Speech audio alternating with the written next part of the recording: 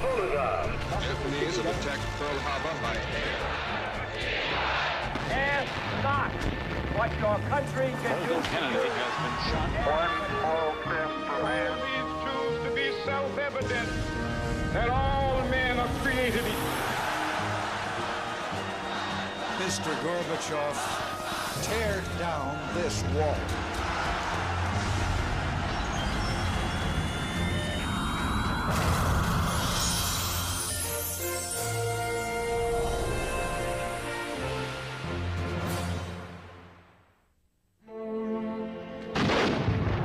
On July the 4th, 1976, the United States celebrated its 200th birthday. In my family, that's always been a custom on the 4th of July to read the Declaration of Independence out loud. It's quite a document, the soaring beauty of it. Americans had not stopped believing in their nation's ideals, but not even the bicentennial could conceal a certain national discomfort. After a series of domestic and international crises, Americans were no longer so sure of themselves. It was difficult. We've got an unelected president. We've got Nixon pardoned hanging over us. We've just lost a war, but we were celebrating our 200th birthday. Everybody wanted to be positive, and they were. It was a night of reconciliation with our country. Many Americans hoped that this celebration of a glorious history would spark an American renewal. My family was an immigrant family. We came here with practically nothing. My wife was expecting. It was important for me personally that my child was a child of 1976. All the hopes and dreams that I had for myself and my country were with him. I believed that America was going to turn around and become the land of the free and the home of the brave, and that she was going to come back to being that nation of glory. I believed it with all my heart.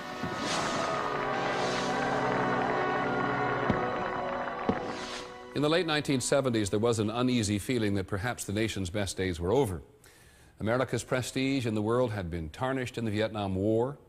The Watergate scandal had eroded people's respect for their own leaders, and the 1973 oil embargo had sapped the economy, causing a baffling combination of high inflation and high unemployment. Faced with these setbacks, which thwarted expectations and undermined many dearly held beliefs, Americans began to pursue separate individual paths to happiness. And in the process, they lost a clear sense of national purpose.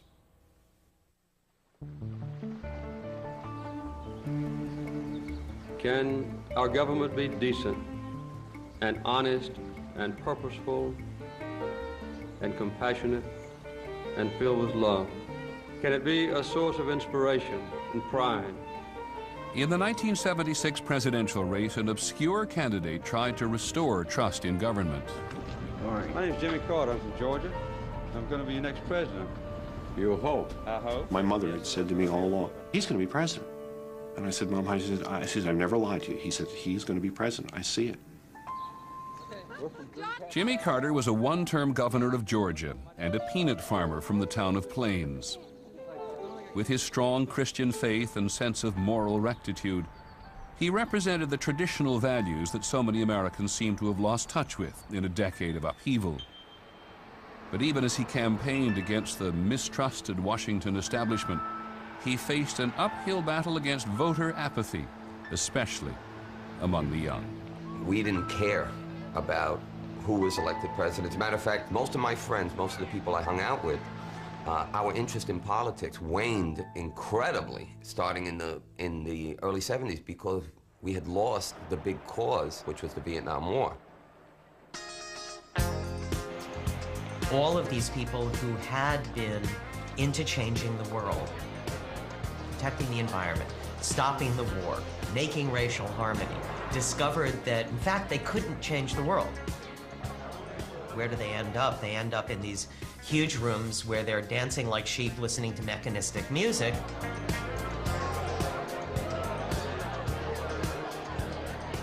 It was a new sound, disco, that drove away the blues and set off discomania. Some 20,000 discos sprang up around the country, and the most famous one was in New York City. Studio 54 was a place that everybody wanted to go to. But not everybody could get in. It doesn't matter if you're not shaving. Listen, just go home. The doorman would point, and the crowd would separate, and I'd walk in.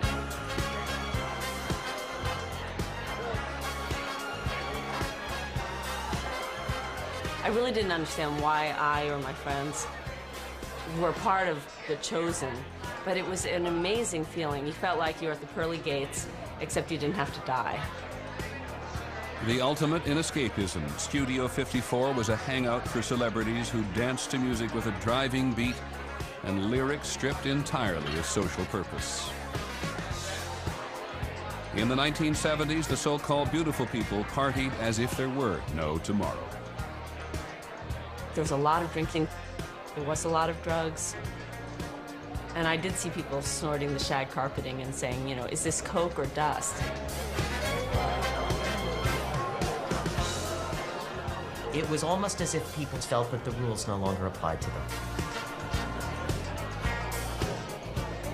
And I think that in many ways it was like the end of the Roman Empire.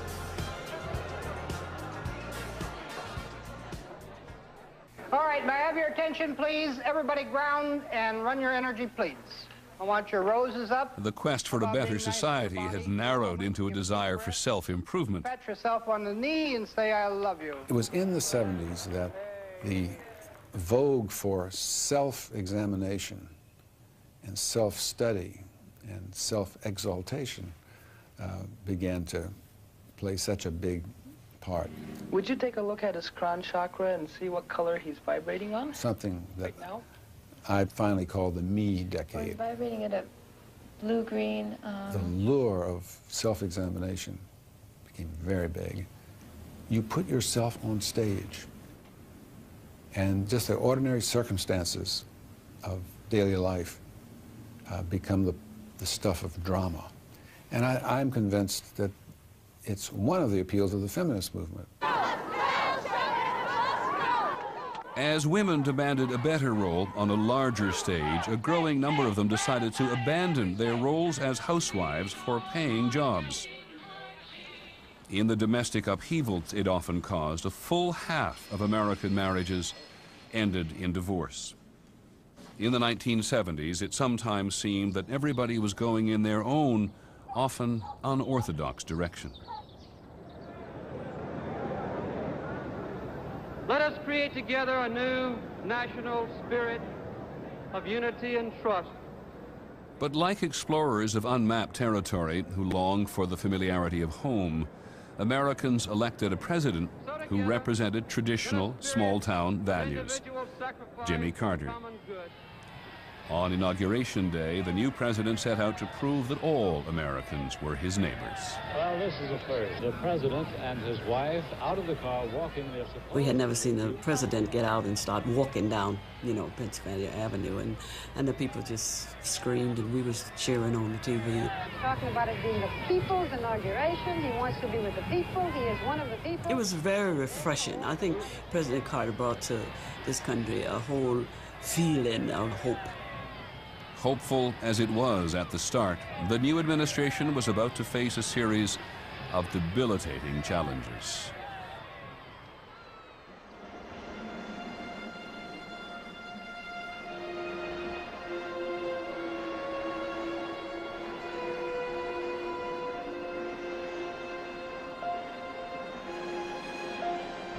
In 1977, the nation suffered through the coldest winter in 40 years.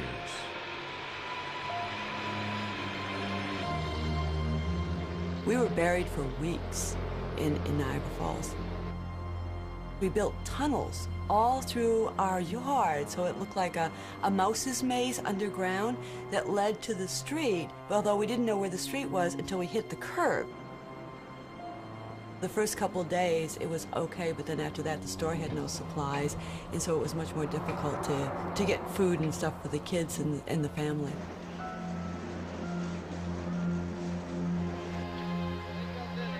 The extremely cold weather this winter has dangerously depleted our supplies of natural gas and fuel oil and forced hundreds of thousands of workers off a job. President Carter flew to Pittsburgh to show his sympathy with those put out of work by energy shortages. The continuing crisis, he said, meant sacrifice for the entire country. If we can get everyone in this country to cut down drastically on heat consumption, we can keep tens of thousands of Americans employed. Now, I've got on heavy underwear, and the White House is cold inside, but we've gotten accustomed to it. And I hope that all the people in this country will realize that we're in it together. The American belief that nature could supply and sustain limitless industrial expansion was severely shaken in the 70s. A lot of Americans have known nothing but growth, growth, growth, growth, growth. And we come to think of the United States as invulnerable. And we suddenly found out that we were much more vulnerable than we had ever thought possible. In the 1970s, the United States found itself squeezed not only by energy shortages, but by old adversaries. West Germany and Japan were now challenging American competitiveness in everything from steel to electronics. It was hard to get used to, especially in Detroit. Ever since the end of World War II, Americans' love of big cars had made Detroit the heart of a massive industrial surge which lifted millions of Americans into the middle class. I thought the world had opened up for me because I had an automobile job. They were hiring the unemployables. We really could get a job to get that American dream, to get a house, to get a brand new car, to really be able to take care of your family. The car industry in America built cars for Americans. And Detroit said, you will buy what we produce. We know better than you do what you want, and therefore we'll produce what we know you want, and then you'll buy it. They just kept building those big, huge cars. An average car was receiving somewhere between 10 and 8 miles per gallon. This is LeBaron. I own one myself. With the character of a I used to pull it up in my driveway and go in the house, and I could listen, and it'd still be drinking gas while it's parked. But German and Japanese state-of-the-art factories were turning out small, fuel-efficient cars with unexpected zip. The Rabbit, quicker from 0 to 60 than a Jaguar XJ6M. People like myself at the time were really attracted to these cars. The new Datsun 200 SX, 5-speed stick, 4-wheel disc brakes. This was good stuff. Besides which, the cars ran great, they had good fuel economy, and the quality was top-notch. By 1979, foreign cars had captured 25% of the American automobile market. To make matters worse, government regulations on safety, mileage, and emissions had sent the big three automakers reeling. Chrysler had acres of unsold cars and was struggling for survival. I relied on Chrysler for a job, and it was going to never end. Well, it did end. It was a devastating time for the industry. Thousands, tens of thousands of people were losing their jobs. My God, you could walk into the employment office and may not get in that day because so many jobs were lost. That's when I realized it was a step between me and the welfare line. They did lose homes, they did lose cars, they did have a lot of divorces at that time. And a lot of people picked up and left the city of Detroit. In fact, so many people were leaving at that time that a saying cropped up of, you know, the last person to leave Detroit, please turn out the lights. Millions of people followed their dream to states across the South, where the oil industry was pumping at full tilt, and new electronic industries took advantage of cheaper energy and non-union labor. They left behind a rust belt of obsolete industries, massive unemployment, and in some American backyards, a dangerous legacy of the country's decades of industrial prosperity. In Niagara Falls, New York, many people worked at Hooker Chemical. Chemicals to us meant a good economy. It meant that my husband was going to continue to be employed. It meant that our mortgage would be paid, our children could have clothes and food on the table. It meant to us a whole lot of realities. But then, in 1978, Lois Gibbs' 2 children fell ill. Michael developed asthma and epilepsy, a liver problem, an immune system problem, skin problems. And then after a short while, Melissa got very sick too. And I asked the pediatrician, like, what is going on? And he said, I don't know, you just must be an unlucky mother with a sickly child. But then Lois happened to read an article about chemical dumps in the city of Niagara Falls. Over 20,000 tons of toxic waste from Hooker Chemical was resurfacing in a 3,000-foot-long trench called Love Canal. Oh my God, this is the answer. My children are being poisoned. Residents were convinced that leaking poisons were causing an unusually high number of illnesses and birth defects in the neighborhood. Why can't you just move everybody for once? We're going to go for Fear and anger turned workers and housewives into activists who demanded to be relocated at state expense. But the state would only pay to move the 239 families closest to the canal. As I looked down the street and saw all of the first families moving, I felt very jealous that they were able to leave. But my children were still sick. We were still trapped.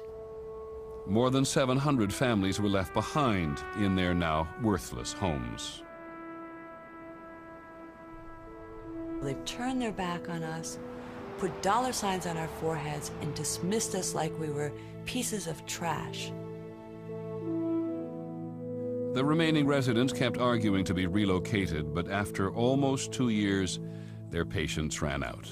If you just pass the word around, we're not going to do anything violent. We're just going to keep them in the house. Nothing more than that. Body barricade the doors. Nobody else. Everyone's coming out, guys. This word just in, 2 federal environmental officials are being held hostage at the Love Canal Homeowners Association's headquarters. If it was so safe at Love Canal, then it was safe enough for them to live there until we all got out. So we called up the White House and said we were holding 2 of your EPA officials here, and we were going to hold them here until we get evacuated out of Love Canal. President Carter today declared that prudence dictates the residents should be relocated. Here's to the homeowners and all their hard work.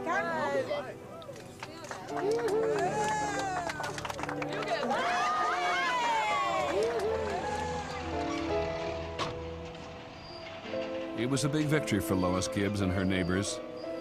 But as they made toxic cleanup a national issue, some 30,000 other dangerous waste sites were discovered across the country. Americans now had something new to fear, the very ground they walked on. Attempts to right past wrongs had led to a decade of legislation. In the early 1970s, the courts ordered that schools be integrated through busing. In Boston, the order went into effect in 1974. Phyllis Ellison was 15 and going to her new school, South Boston High. The atmosphere on the bus, at first we were just like regular children. We talked, we giggled, and talked about what we thought school was going to be like. Then we were escorted by police officers. And I just didn't really know why we, the black students, would need police escorts to go to school. South Boston has always been a white neighborhood. I think everyone was taking it out on the blacks and blaming them, which at the time, well, now I realize it wasn't right. about being young, and we held it against the blacks personally. I and many other people from the neighborhood were throwing rocks at the buses. And they were chanting, "Go home, we don't want you here."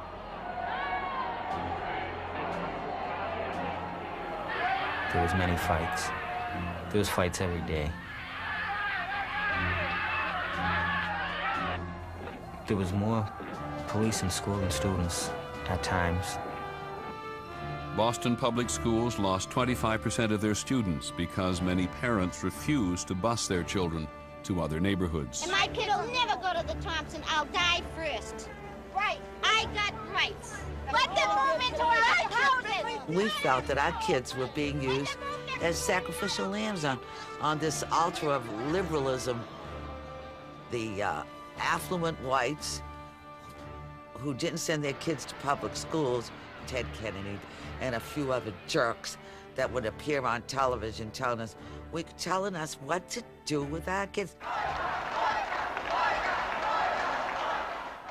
All over the country where forced busing went into effect, there was resistance from both whites and blacks. We are in a war, and we're going to win this one. But nowhere did the conflict remain as bitter as at South Boston High. In December, a white student, 17-year-old Michael Faith, was stabbed, and all hell broke loose.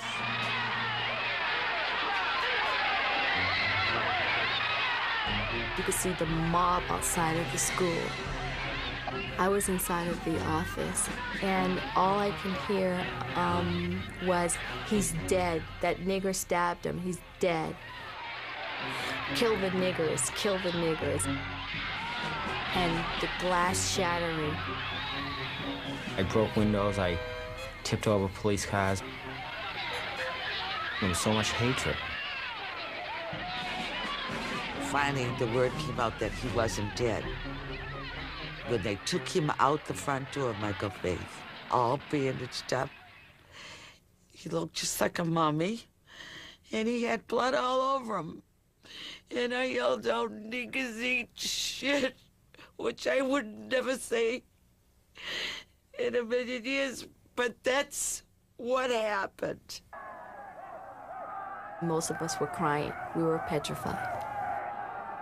I felt if they got a hold of any one of the students that we would die. Worrying out how they were going to get them out of there, how they were going to get the students out. And so they sent decoys. They sacrificed about 10 buses, knowing they were going to get destroyed. Black students ran to other buses at the rear, out of harm's way. Forced busing was an intrusion of government policy that nobody seemed to like. But the buses kept rolling.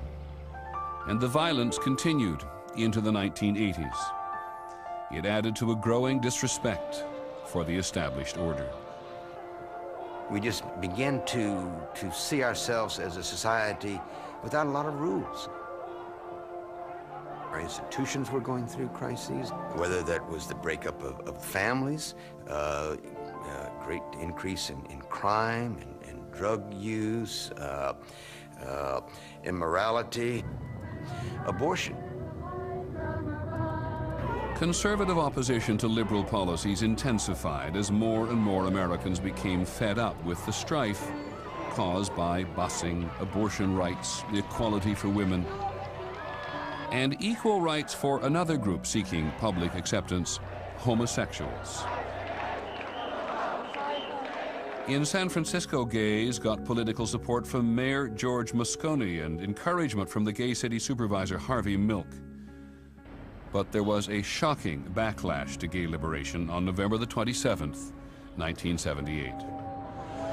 Both Mayor Moscone and Supervisor Harvey Milk have been shot and killed.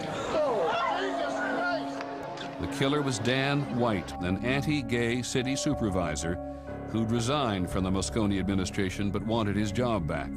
I'm very confident that I will be reappointed to my job. But he was not, and he took revenge, killing Mayor Moscone and Supervisor Milk. That night, 40,000 people came out to the streets of San Francisco. Traffic stopped. People would talk to each other. People would cry. And there were a lot of straight people who were so galvanized by the gravity of this, they said, "Oh, I get it. I get it now." It broke your heart because of what happened to cause that, but it did give one hope. At White's trial, the so-called Twinkie defense, temporary insanity caused by stress and too much junk food, got White a sentence of only 7 years and 8 months. When that verdict was announced, all I could think and scream out, I was at home, I said, "I knew it, I knew it, I knew it." We marched to City Hall. There was property damage. You know, there was no loss of life. There was expiation of anger and seeking of justice. I think we really showed, don't mess with us. What some liberals saw as a corrective to injustice, some conservatives saw as signs of a disintegrating nation. Pastor John Hinkle of Los Angeles. That's when the Lord spoke to me and said, "I want you to go to Washington, May 1st, 1979, with 100,000 people." I just said, "Oh, Glenn, we've got to go. Nothing like this has ever happened before." Our Father, who art in heaven, hallowed be thy name. Father, there is spreading across our land today. Believing that she had been born again and saved, Marilyn Noorda says she wanted to save her country. The point was to pray for America, knowing that as we cried out to God, He would hear our prayer and that America would turn. Praise God. And oh, what a beautiful sight. Don't curse the darkness, light a candle. And so we began to think about how we could use this crisis as an opportunity to turn everything around. Praise you, Jesus. Many religious leaders had influence far beyond their local community. We began, as conservatives, an outreach to them, putting together the moral majority. We will be the alternative to the Carter administration. Praise you, Jesus. Praise you, Jesus.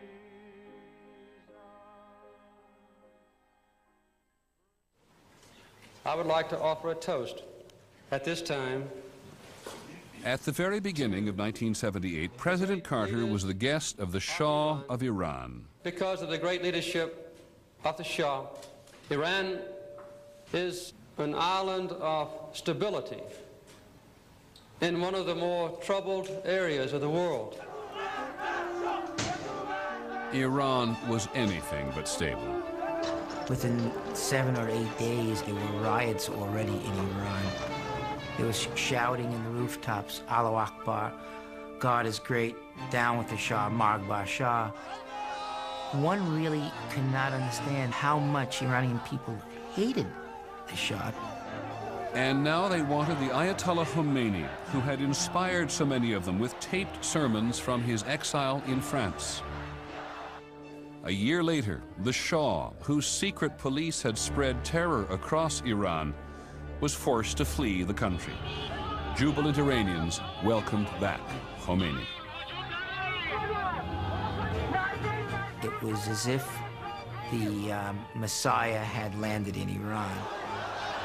The 78-year-old cleric wanted to rid Iran of Western influence. He called the United States the Great Satan. He inspired fervent anti-Americanism in millions of Iranians. The loss of an important ally to an unyielding enemy was just the first blow in a series of misfortunes that confounded Americans in 1979. In March, America's worst nuclear accident caused a radioactive release at 3 Mile Island in Pennsylvania. The near meltdown shook people's trust in American technology and the development of a new domestic source of energy. By June, energy problems became a national crisis after the Organization of Petroleum Exporting Countries, OPEC, raised oil prices by 50%. We were upset, we were frustrated, and we were, just didn't seem like anything was working for America. Everywhere, gas lines grew longer and tempers shorter. The country was getting desperate. President Carter, attending a summit meeting in Japan, flew home to reassure the nation. We were all exhausted. He scheduled this speech and then decided, I don't want to give it. I don't want to give it. And he called it off. We didn't know what was going to happen next. What happened next came at the quiet presidential retreat of Camp David. The president, trying to restore Americans' trust in their government, invited people from all walks of life to share their thoughts with him. Carter was trying something extremely daring, reaching over the elites and connecting again with people. Some people on his staff thought it was insane. The president sits down. He had a yellow pad of paper, a pencil, and looked at this group of us who didn't know why we were there. He looked at us and he said, well, I'd like each of you individually to tell me what's wrong with America. He listened to each and every one of us. And 2 days later, the president spoke to the nation. It was destined to be known as the Malaise speech. That the true problems of our nation are much deeper than gasoline lines or energy shortages, deeper even than inflation or recession. What people were saying was, we have a wounded country, we have a spiritual crisis, a kind of crisis of morale. We can see this crisis in the growing doubt about the meaning of our own lives. I still am dumbfounded by that experience. And I like this one particularly from a black woman who happens to be the mayor of a small Mississippi town. I said, oh my Lord. We simply must have faith in each other, faith in our ability to govern ourselves, and faith in the future of this nation. The response to the speech was overwhelmingly positive. The president's popularity shot up 15 points. But what he had gained was lost 2 days later when Mr. Carter asked for the resignation of his entire cabinet. The intent was to start afresh, but the appearance was that of a president not in control at home or abroad. In September 1978, Jimmy Carter persuaded Anwar Sadat of Egypt and Menachem Begin of Israel to sign a peace treaty that ended 30 years of war. But not even the president's crowning achievement eliminated the fear that his idealistic foreign policy was no match for his enemies. By the end of the year, the Soviets had invaded Afghanistan, and Ayatollah Khomeini had trapped Mr. Carter in the White House. On November the 4th, 1979, word reached Tehran that the Shah had been granted asylum in America. That morning, I looked out my window. Iranian students had been climbing over the walls of the embassy with photographs of Khomeini on their chest and yelling Marg Bar America, death to America. They made a beeline straight to my office.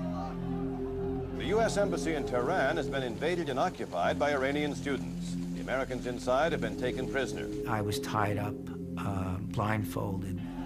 I started to think about family and started to think about, would I live through the rest of the night? For quite a while, we didn't know that Barry was a hostage. When I first got the State Department on the phone, they were unsure of exactly what had happened. They weren't sure how many people were being held. Week after week went by. Finally, at Christmas, the Iranians allowed a visit by American clergy. They let cameras in. We saw Barry come out, and he had a big smile on his face, and we were kind of sitting there laughing because he was collecting all these oranges, you know, and fruits and whatever he could find. We all felt rather good because he looked good. Good to see you again. Little did we know that they had been kept tied up to chairs 24 hours a day. The continuing crisis was punctuated with daily displays of hatred orchestrated for the American news media. Unless the Shah was returned to Tehran for trial, Ayatollah Khomeini refused to release the hostages.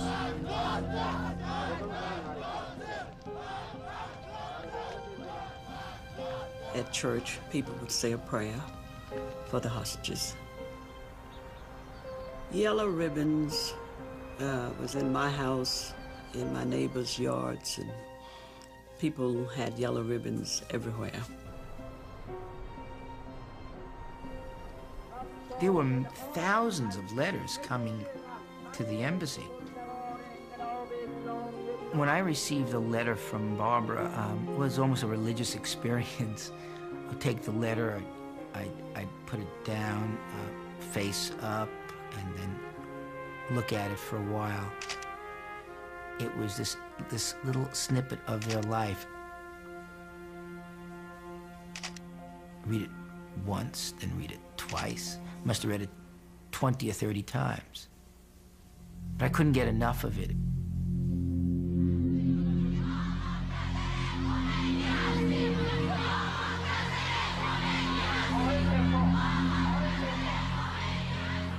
One would like the United States to rescue you, either bombing Iran or possibly invading Iran, or the John Wayne syndrome. But I knew that that was absolutely ridiculous. April the 25th, 1980. I was sleeping peacefully. The phone rang. I picked it up. It was Pat Caddell, the president's pollster, shouting, "What's going on? What's going on?" And I said, "Well, I don't know. You tell me." And he said, "Turn on the TV." Late yesterday, I canceled a carefully planned operation which was underway in Iran. Two of our American aircraft collided on the ground. I just remember being so blown, I mean, so stunned. I mean, just so sick to my stomach. Here we are, the most powerful country in the world, and the images, the helicopters there. There was no fighting, there was no combat. But to my deep regret, 8 of the crewmen of the 2 aircraft which collided were killed. To think that 8 other Americans had given their lives, it was totally devastating. I found an Iranian newspaper, and I translated it to everybody in my cell. We all sat there, glassy-eyed, and we didn't speak to each other, because we knew that other people died for us.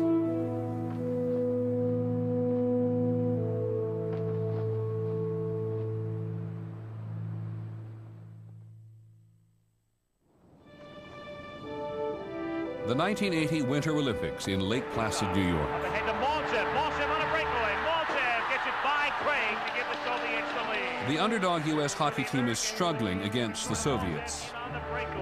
At the end of the second period, the Soviets lead 3-2. So much contested only once thus far. The Americans, with perhaps their final In the run. final period, the Americans tie the score.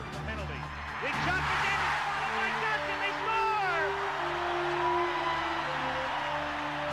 And then with minutes left in the game, America goes ahead. Tension rises as the clock ticks down.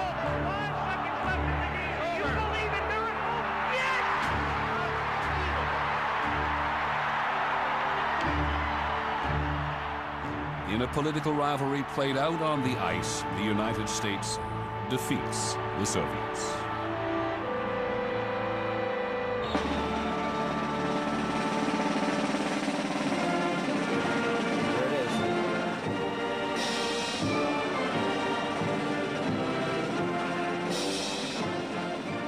After coming off of 10 years of America being ridiculed and defeated, and our views, our values, our dreams all called into question, it just made you proud to be an American again. Pride would become an issue in the election year of 1980. President Carter, still trying to negotiate freedom for the hostages, did not leave the White House to campaign. The humiliation of the lingering hostage crisis, combined with a deep recession, amounted to political disaster. Are you better off than you were 4 years ago? Enter Ronald Reagan, a Hollywood actor and two-term Republican governor of California. He was the epitome of America. He was the optimist, the can-do. You know, today is great and tomorrow's going to be better. I aim to try and tap that great American spirit that survived several wars, survived a Great Depression, and will survive the problems that we face right now. Ronald Reagan won in a landslide. But President Carter still hoped to free the hostages on his watch, negotiating for their release right through the night of Ronald Reagan's inauguration. The money's now being transferred into the depository. It was an amazing night. And just going hour after hour. And then in the morning when we thought we had the deal, and then the plane didn't leave. Nothing concerning the airport? I mean, the president's got to go get dressed, people got to get out of there because the inauguration's going to take place, and the plane is just sitting on the runway. It became clear to us they weren't going to do it. I, Ronald Reagan, do solemnly swear. I, Ronald Reagan, do solemnly swear. Minutes after President Reagan took the oath of office, the hostages were allowed to leave Iran. After 444 days in captivity, they finally came home.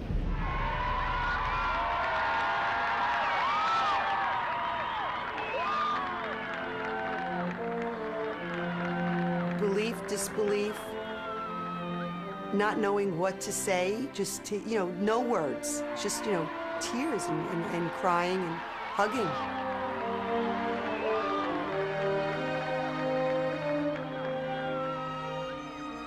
It was a very moving time, yes.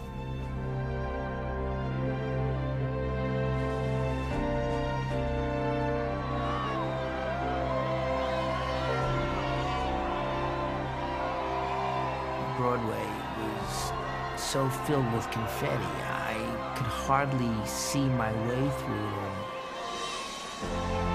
And both Barbara and I were holding on to each other. It was one of those moments in life where you say, it can't get any better than this. For millions of people, it seemed that America was back.